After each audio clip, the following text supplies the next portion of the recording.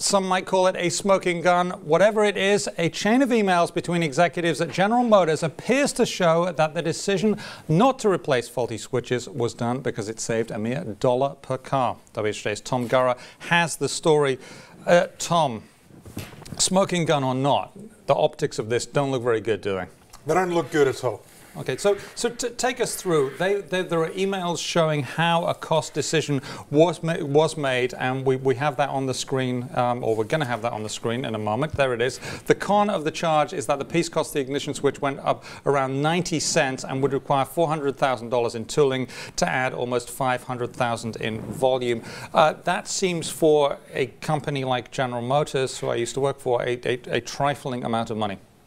Yeah, and it does reflect in a way on what, our auto reporters say is the culture of what GM wants to describe as the old GM, so... The culture of cost, Mary Barra described it as. The culture of cost, she says now we have a culture of safety, kind of implying that that wasn't the #1 culture back in what she likes to call the old GM, so...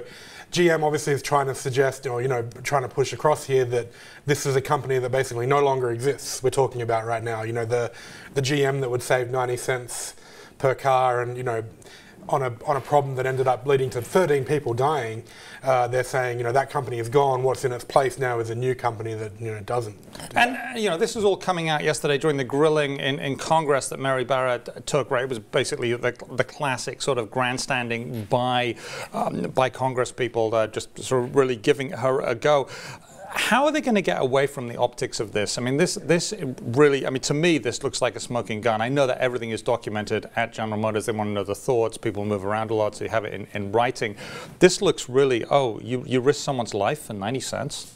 Well, to begin with, we don't have all the information on the decision making. So if you look at the email, there could be more emails where it comes clearer exactly how the decision was made. This email definitely looks bad. One thing that's not clear from this email is whether they knew that the problem with the ignition switches could lead to fatal type accidents, or whether they just thought it was an inconvenience. It's not totally clear in these emails how they estimated the severity of the risk caused by this ignition problem. Although you'd think anything that causes the ignition switch to turn off accidentally should be seen by an auto company as a pretty serious problem. Well, that would be, in my view, like the wheels coming off. I'm sure we haven't heard the last of this. Tom Gurrah of the Wall Street Journal.